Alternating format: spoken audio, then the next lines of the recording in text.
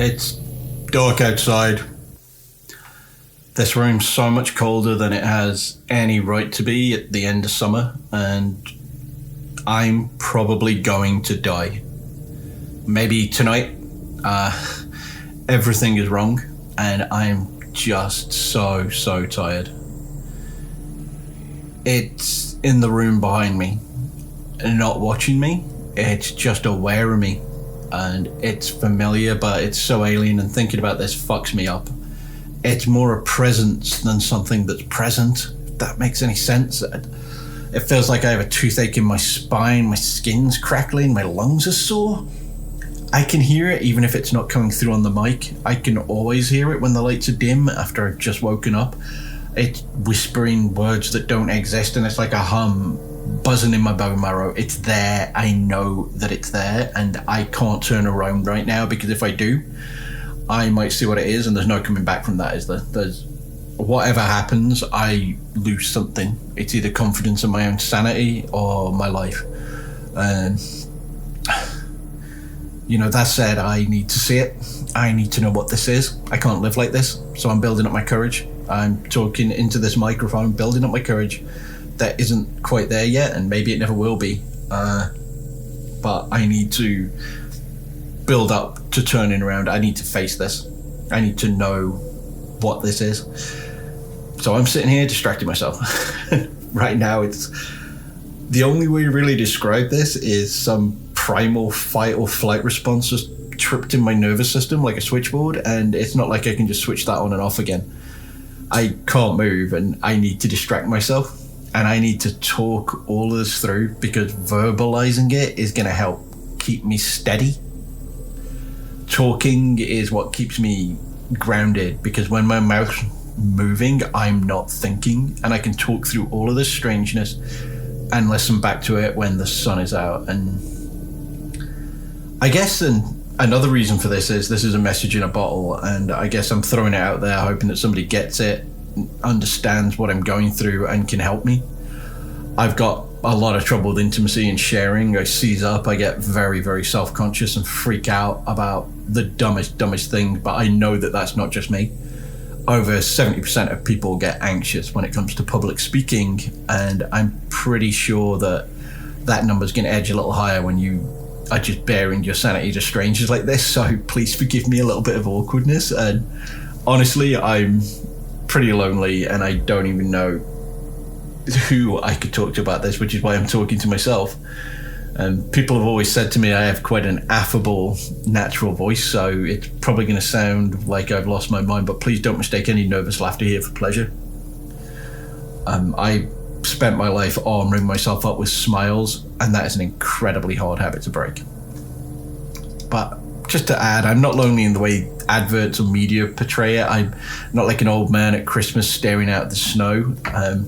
It's more of a surface level tension that gives me a bit of a distance from people, and I don't want to close that. I mean, my friends are all over the world. We're a diaspora from this post-industrial town in England, and we've got a WhatsApp group for random messages. It's gone from planning nights out to planning weddings, and then on to baby photos and homes, and now it's settled into a kind of nostalgia, and a lot of the posts start with remember when, and that's cool.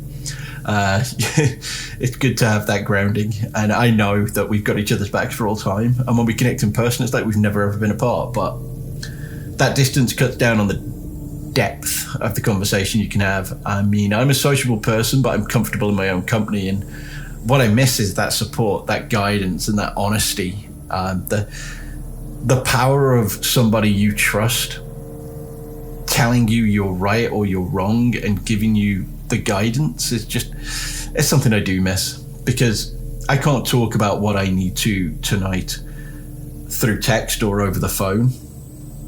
I can't have that conversation with somebody. They need to see me and look dead in my eyes to know that I'm stone cold sober, and they need to smell me to know that I don't reek of whiskey.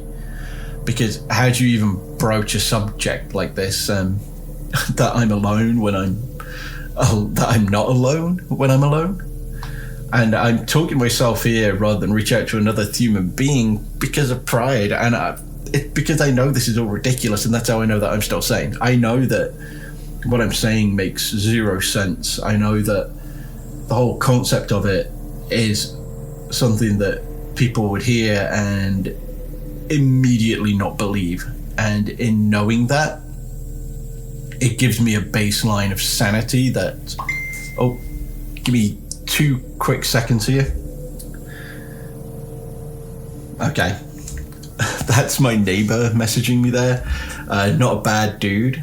He's just a bit of a walking crisis. I mean, I'm gay and I've lived in Belfast for a few years now. And before that, I was in Dublin for a decade. And before that, it was post-industrial nightmare that's Stoke-on-Trent. But this guy next door to me, he's an older dude, and he came out later in life, and he's been making up for it ever since. More power to him. But when I first moved in, I thought he had a big extended family because of the number of fellas who were going in and out of his house, and I thought, oh, that's really nice. It's lovely that he has people coming in to help him. No, it took me seeing him on Grindr to realise that he's just incredibly sex positive, and he's getting what he wants out of life. More power to him. Just not my type at all. He's a nice guy, but I don't want a relationship with my neighbours beyond saying hello and we pick up each other's mail or deliveries when needed. He's living his best life, but I'm never going over there. It's not my scene. I can read between the lines on a smiley winking face emoji, and I just don't want to deal with it. It's not my kind of thing at all. I mean, I'm 39 and I have the occasional date, but I'm not down for meeting up with strangers or finding new friendships. I'm fine with that. I'm comfortable. I'm a personable guy. I like to talk. I mean, you've heard me babbling now for however long it's been, but I'm also incredibly lazy, and it takes effort to meet new people. So I guess I'm lonely, but I can't bother to do anything about it. That's pretty typical, I guess. We're in a world of billions of people, and most of us find ways to stay apart. I'm holding back. I'm holding back because talking about normal things feels normal, and you can probably feel the shift in my voice. So I need to say what really needs to be said. Here it is. I don't think anything. I know for a fact I am being haunted by something really wrong, something that's so messed up. It's been scratching at my dreams for the past week and dragging me awake. I don't know what it is, but I just know it's sitting there behind me, building pressure in the room. I can feel it like a sinus infection behind the eyes. Just pressure, just weight. My back is sweating and my chest is shivering. And my ears are just stuffed full like I'm a mile high, and there's a kind of sickly vertigo even though I'm sitting down. The closest thing I can describe is when you're on the edge of a fear that just isn't resolved, and you're watching a horror movie and it's building up and it's building up and it's building up, but there's no jump scare here. There's no answer to it. There's nothing letting this out. It's just a constant primal dread. Like when you first get your awareness of death, that when you're a child or whenever you find out about death, that there's a line, and when you cross that line, you're gone. You no longer exist. That kind of fear. Or just life in a violent home. That kind of bone deep anxiety that things are fine right this second, but just wait and they won't be. Just you fucking wait and they won't be. That things can go off the handle at any second. You have no control over it. That's the fear. It's just constant. And I suppose the question I have for myself is this a psychosomatic response to existential horror?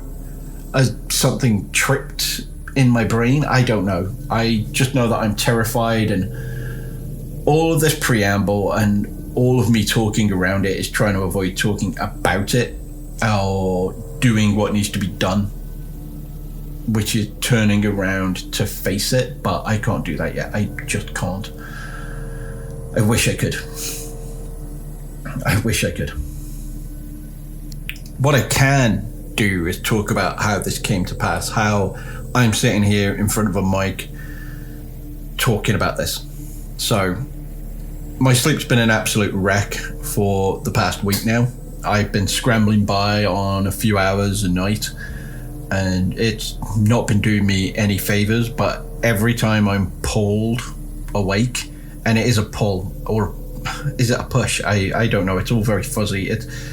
I've been having a recurring nightmare that I can't quite remember. And when I wake up, that's when I feel the presence. That's when I can feel this thing strongest.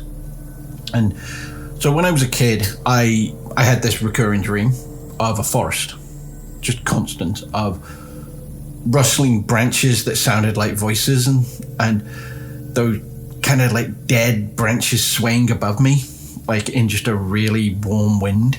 It was horrible. Like, I was walking through this forest completely lost. There was nobody around. I was on my own, but there was something there.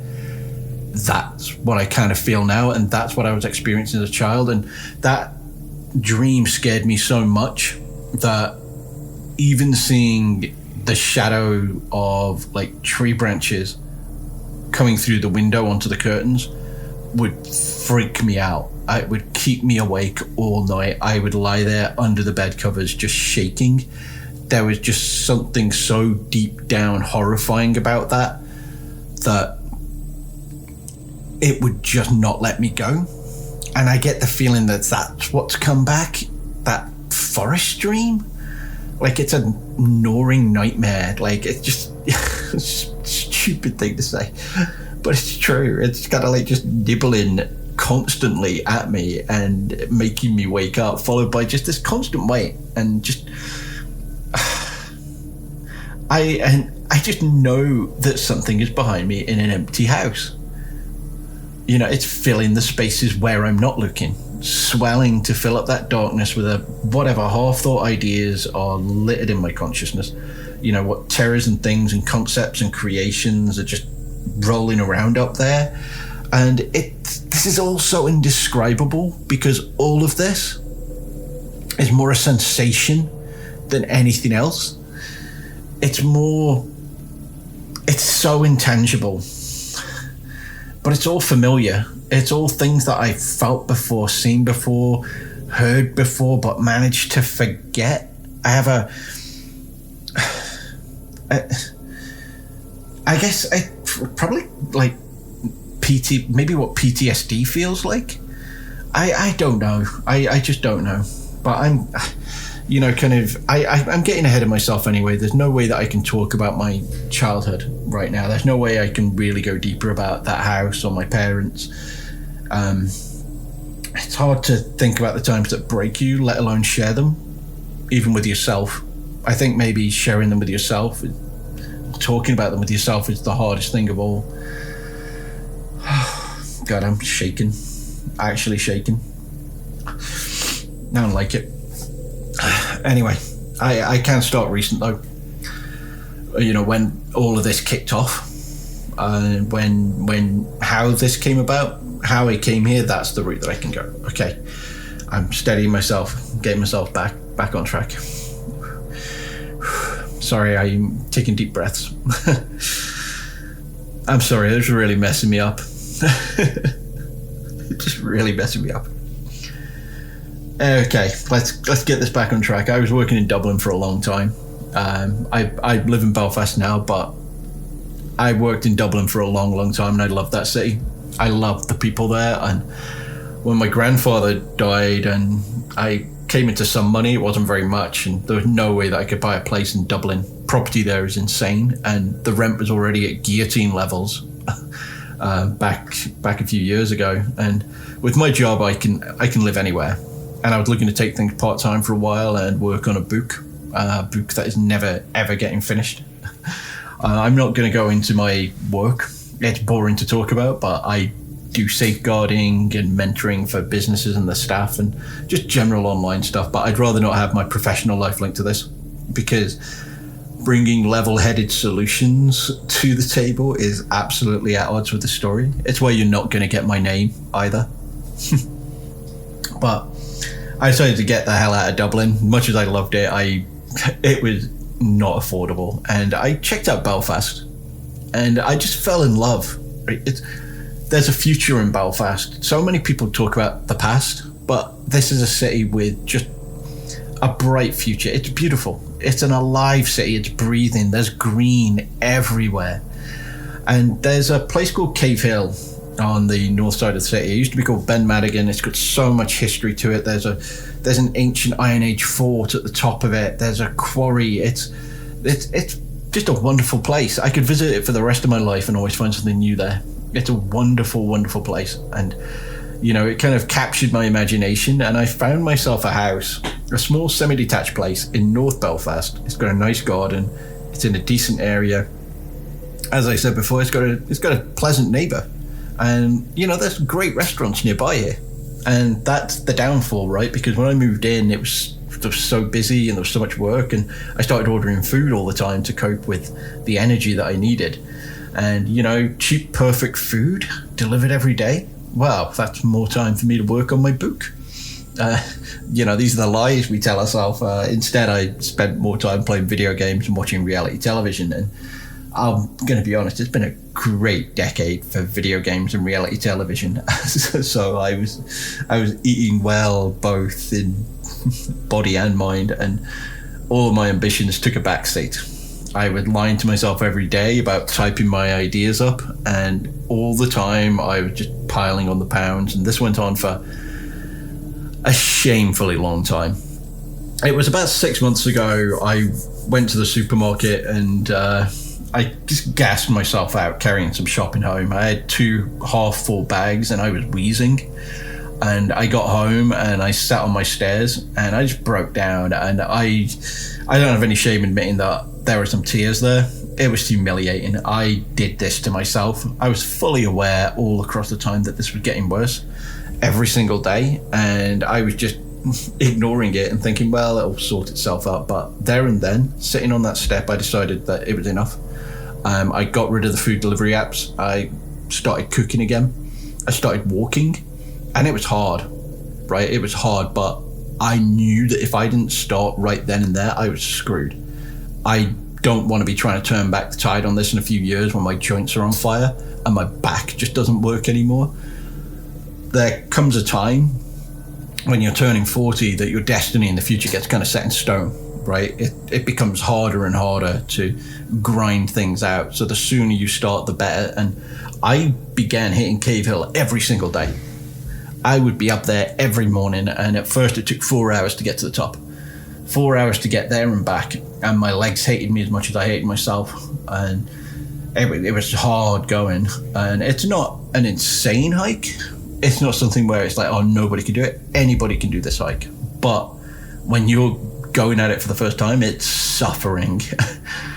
And, you know, there's a spot toward the top where you are exhausted. You kind of like hit the steeper parts coming up, and there's some scree, which is loose stones coming down. So you're kind of already watching your steps as you go up there. And when you're watching your steps, it makes your kind of thighs burn more. When you know every step you're taking, every step feels harder. And it's a trap because there's a tree which covers the rest of the pathway. And when you round that tree, you expect to see it getting flatter because you kind of hit that point. But no, you round that tree and the illusion's revealed. It's steeper than it's ever been before, and it's twice as long. It's tough. It mentally slaps me every single time I do it. And even though I've got to the point now where I'm doing it like with I'm doing it with confidence whenever I see that stretch. I feel it. You could probably hear the difference in my voice now as I'm talking about this. This is why it's dangerous for me to start talking about, you know, the things that are giving me joy, because I'm pulling myself away. Or maybe it isn't. Maybe this is what I need to do more of. I don't know. But either way, after a few weeks of like exercise, I added the weights and swimming into it. And, you know, being active is addictive. When you're in the flow, it's a constant high. It's a constant feeling of like improvement, and you're just constantly bettering yourself. And that felt amazing. But a couple of weeks ago, I looked into yoga and meditation, I wanted to add like a little bit more to this. Like, yeah, I was losing weight and I was getting fit, but I had no flexibility. Like, you know, I'm like a big ginger Ken doll. Like, I have no movement in my arms. And so I decided to look at yoga, and I was like, it was awful, but I loved it. And, you know, I decided to do some meditation, which I'm pretty cynical, and it makes me self-conscious to do things like that, but I tried it and it helped me to look beyond those feelings. You know, I recognized that I didn't have to feel a certain way about things. I could just do it for myself and benefit. You know, the way a mature person thinks about these things. And I loved it. It gave me so much kind of self-confidence to accept that. As an aside, I think I'm going to love yoga, like, even more if I live long enough to get past the basics. I already felt like more movement than I'd ever had in my body. But I will say that those beginner routines start so easy, and then they suddenly expect you to be balanced on your big toe like a statue. And it's honestly, they say it so casually, it's like they expect you to be made of like gelatin. So please if I don't make it through this, put that on my gravestone. Make better beginner videos for yoga. Like, the world needs them. Yeah, I'm making that my actual one request. Please do that. It would make the world a better place. But moving on, outside of that, the meditation that I was following, I found a guy on YouTube, right, and it started with really simple breathing exercises, and this dude, he was just awesome. Like, no wasted time, straight to deep breaths and holds. And then at the end, he'd be like, bye, come back tomorrow, and that's it. My ideal content creator, someone who just gets to the point. So the exact opposite of myself. Anyway, after a while of just following these kind of breathing sessions, they move toward like creativity, finding a spark within yourself, hippy dippy stuff that, you know, kind of would have turned me off if I hadn't been seeing the benefits. And I'll be honest, it was very nice to do. You kind of sit and breathe. You would kind of just take a moment to recognize like what you're thinking about creatively, and just let your mind kind of like free to kind of look around it. It was good. And so on the time, I started to settle into doing meditation in the bath. So I would do my exercises, I would do my big hike, I would get home, I'd run a really warm bath, and full of momentum, I'd type out like whatever words I wanted to type out, nothing that I would share with anybody, just jumbles of words that just felt good for me to write. It felt good to do something. And then I settled myself into the bath. I love a hot steaming bath to ease muscles, and matching that with chill meditation just really worked well for me. And I remember that day, it was raining outside. I'd got home from my hike, I was soaking wet, and it tends to always be raining in Belfast, and it gives you a cozy patter on the window. It makes you glad of a roof and just enhances the sense of ease. I remember the water was almost too warm. It was tingling my skin, and it made me think about getting back out after a few seconds. But I decided to just persevere with it and settled in, got very comfortable. And then I pressed play on the session. I dropped my phone onto a towel by the side of the bath, just slid down into the heat. And that's when I started following this guided session, breathing in deeply. So slow, deep breaths. Like,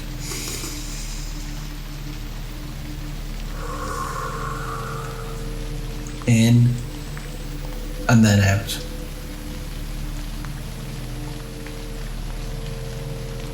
I started to focus on the sounds around me, the patter on the window, the kind of water just kind of flowing around my body, letting them fade as I took those deep breaths.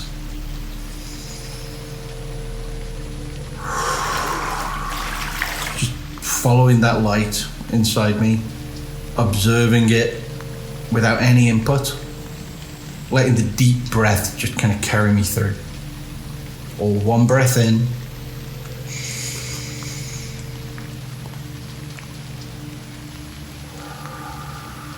and then out. And as I'm doing that, detaching slightly from myself, finding a fuzzy softness, just experiencing it in comfort and safety and warmth, and it felt so good. The host told me to take one deep breath, and I sucked it in. And I remember that breath so much because I pulled it all the way down into like my diaphragm. My eyes were closed, but they felt kind of wide. The room was in a silence for a moment. The rain kind of faded away, but it was replaced with just an overwhelming low cacophony of scratching and I don't know, death rattled breaths like in the distance, and there was no creative spark within myself anymore. I was staring up at the ceiling in the bath with my eyes closed, but I could see the room. And above me, there was no light. It was just a cold, sickly other dog, like a wound on the ceiling. And the water was suddenly ice cold. My skin was numb. My heart was just sent spiking with this sudden flip. And from this thing in the roof, there was just oily, slick veins just stretching out of the gap. The plaster was cracking. They were winding down around the room. It was like staring up at a cancer in reality. And it was brutal. It was fucking brutal. It was like a bullet wound in a wedding dress, and it wasn't black, but a dim twilight that just burned my eyes. Like it was just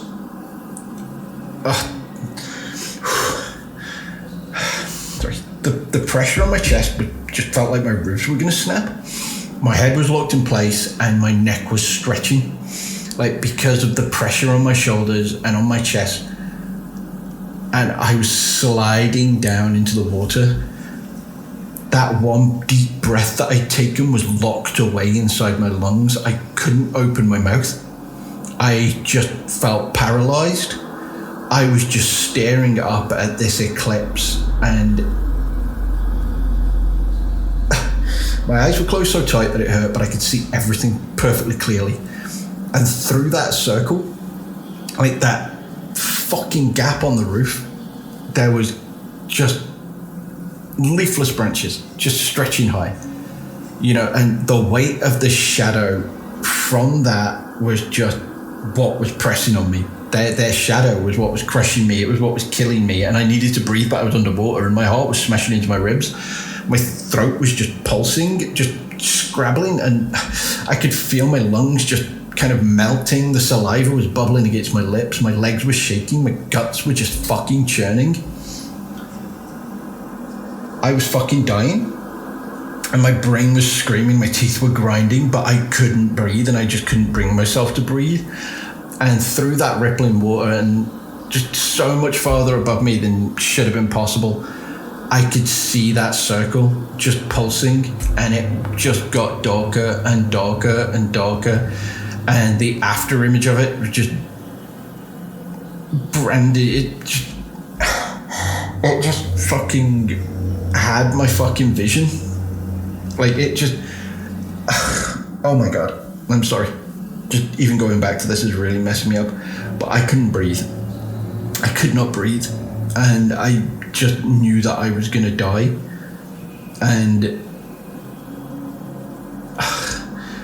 then out of nowhere, I heard through the water the host of the show say, "Breathe."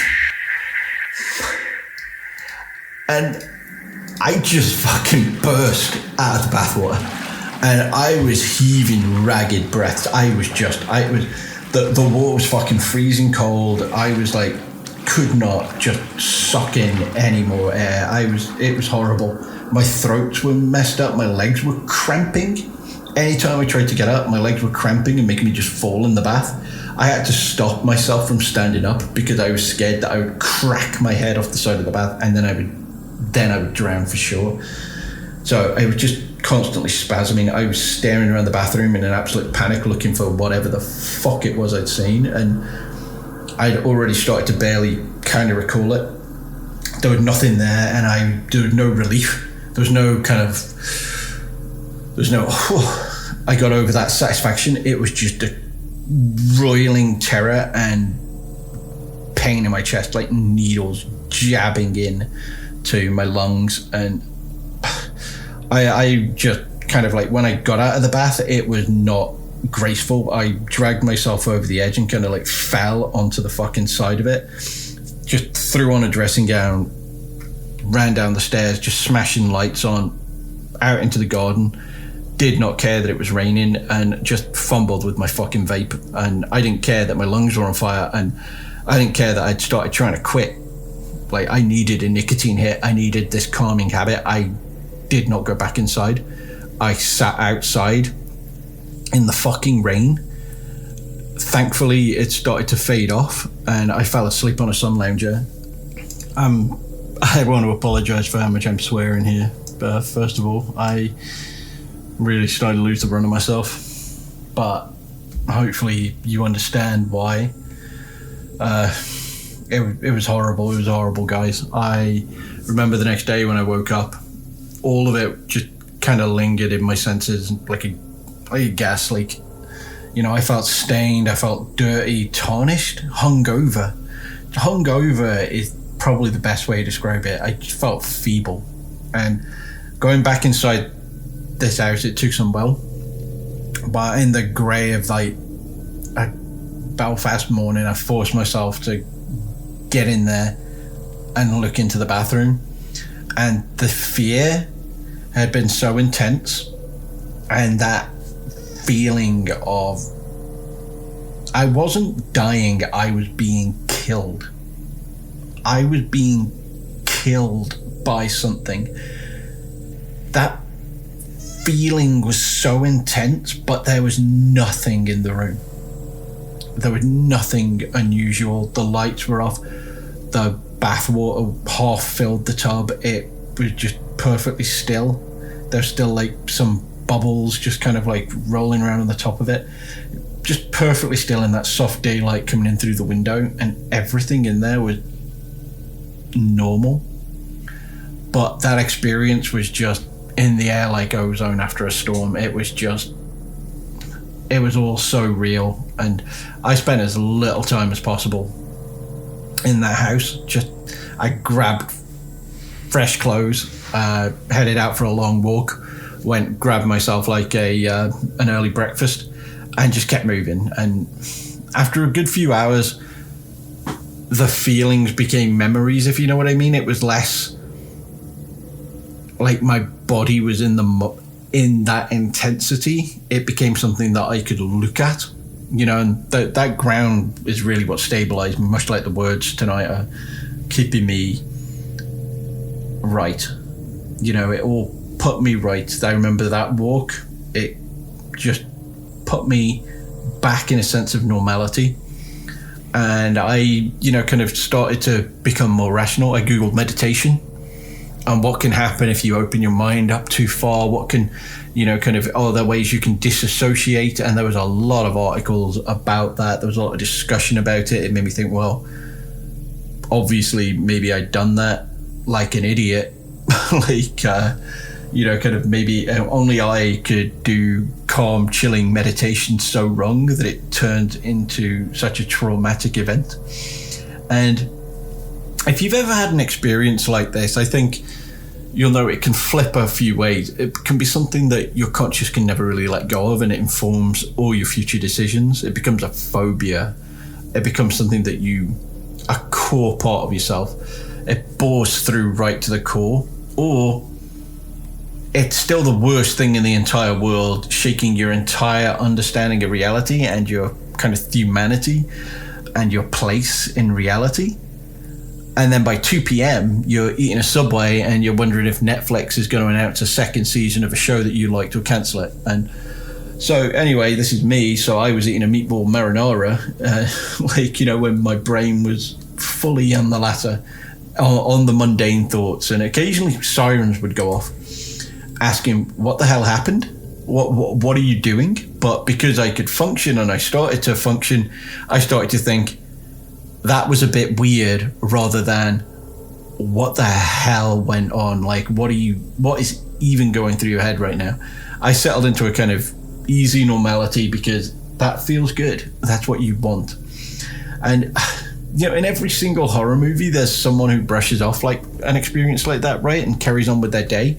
And I always find it so infuriating. Like, kind of moron would dismiss something like that? What kind of idiot does it? Well, it's me. I'm the cheerleader going to parties during a killing spree. I'm going to go to the basement. I'm going to get myself a drink. It's me. It's easy to trick yourself into thinking everything's fine, and especially with something so surreal. And it's just a trap, guys. It's the normality trap. It's the trick where you think that you've got a handle on everything and your experience must be wrong, because that's not the way the world works. And I fell into the normality trap, and that night I kind of lay myself into my sofa, shook it all off, read my WhatsApp messages, made some jokes, and then just chained episodes of Criminal Minds. The kind of perfect show for a night where you don't want to think. You just absorb it until you get heavy, until you get sleepy. And that's what I did until my eyes started closing. Just laying on the sofa, watching this show about the FBI hunting serial killers. And I remember drifting off, but I have no idea how long I fell asleep or how long I slept. But I woke up gasping for air in the same way as I kind of come out of the bath. This was the following night. And the back of my skull was cold as ice, and my cheeks were on fire. My throat was just gagging constantly, and I was just shivering. And I was trying to catch my dream, but I could only snatch the edges of it, like when you can't quite remember a song and you're just constantly trying to go for it. And my stomach just really cramped up, and it was it wasn't a pain in my heart so much as it was like a stabbing sensation in my left chest, in the left side of my chest. And I realized that now it was my muscles just kind of cramping. Like, all of my muscles were just in this constant back and forth fight with one another. But at the time I grabbed my phone, I started to dial 999, and then everything had faded, and I was just left with pins and needles in my hands, in my feet. And I was just raw and aching. And, normal as normal can be. And whatever dreams I had just hurt to think about. Like they'd been stolen and torn out, just leaving this raw emptiness in my head with the outline of branches. Just branches in the negative with those, just the limbs I'd seen 30 years ago. Just the same thing I'd seen when I was a scared kid in a creaky old house. I remember I used to see them just stretching up against this scanline sky, and it would just carve away at me. And it's just an old terror. And I don't know if the dreams that I'm not remembering are the same dreams, or if that's the only way I can understand them.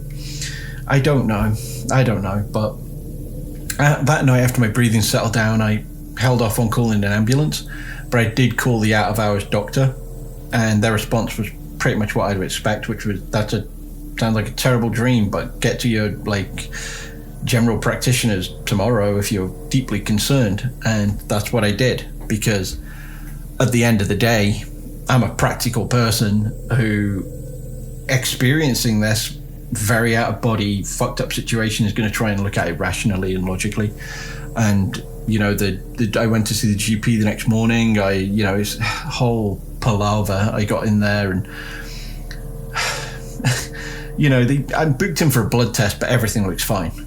He did offer me therapy because, like what I described to them, said look, I'll be on a waiting list, and I didn't decline that. But part of me knows that this isn't a physical problem, and I know this isn't a problem inside of my head. It's literally behind me. It's a formless beast.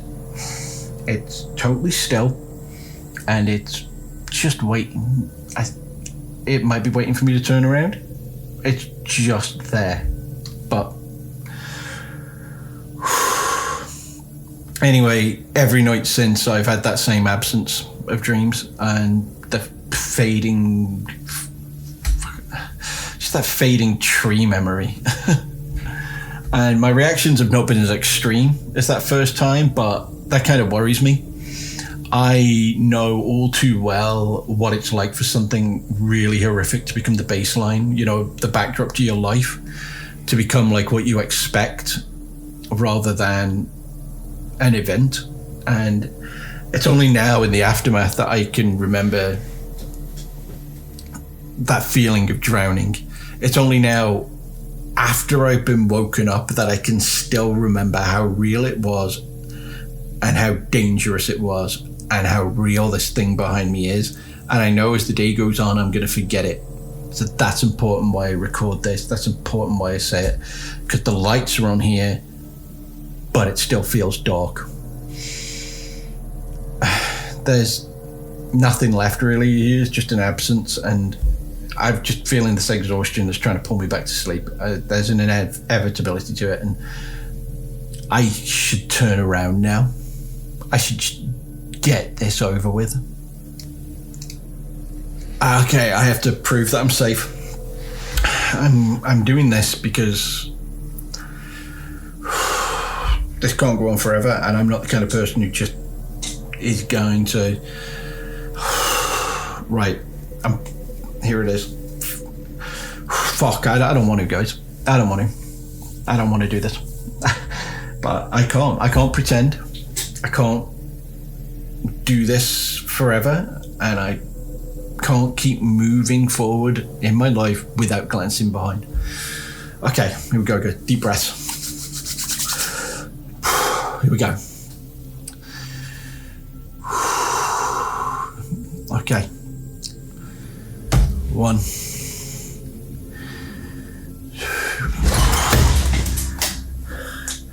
Oh, fuck. Fuck, it moved. Oh, fuck. Oh, fuck. It moved.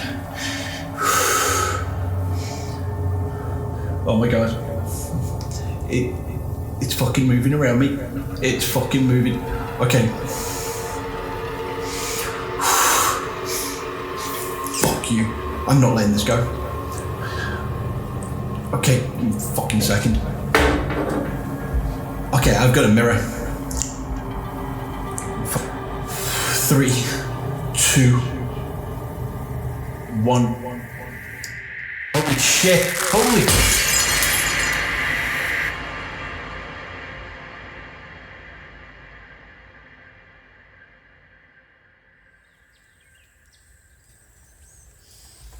So it's 10 a.m. and I haven't slept because, God, I can't fucking cope. Swearing, I can't cope. That was pretty intense. The sound of what you heard there was like when I shut the mirror, I didn't see anything what it was. Cracks just spread across the whole mirror and it just shattered like outward. It was freaky, and I was straight out here. Like I've been here all night. It's like the only place that feels clean. There's a little bee sitting on the table next to me. I've been giving him sugar water. I killed a bee years ago. I stepped on it because I thought they were dangerous. My friend told me how important they were, and ever since I've been overcompensating. And I'll always look out for those little guys out of guilt, but they deserve and need it, right? They make things normal, right? Maybe that's just crazy talk, but yeah, it's a morning, guys. I don't know what the hell that was. I couldn't get a look of it. When I turned around, it was just always on the periphery of my vision, and I couldn't get a good look at it. It just moved with my eyes. It was horrible. It was horrible, but recording this hasn't been therapy, but it's really helped me to put things in order and kept me from falling into a spiral, and I'll do it again. The anxiety I've got, the fear I've got, it's all so familiar, and if this keeps going, I need to explore the past, and I don't want to do that, but I should do. I'm also going to look into if anybody else has been experiencing anything like this online. Research does not come naturally to me, but it's something that I'm going to have to do. I mean, I feel so heavy right now, and I need to get some rest. I hope I can rest, because I mean, if I'm going to die, and I'm probably going to die, I'd like to do it like with with at least some sleep. I survived another night, and that's got to count for something, right? It's got to count for something. Anyway, have a safe day, have an easy night wherever you are, and I'll be back. I hope.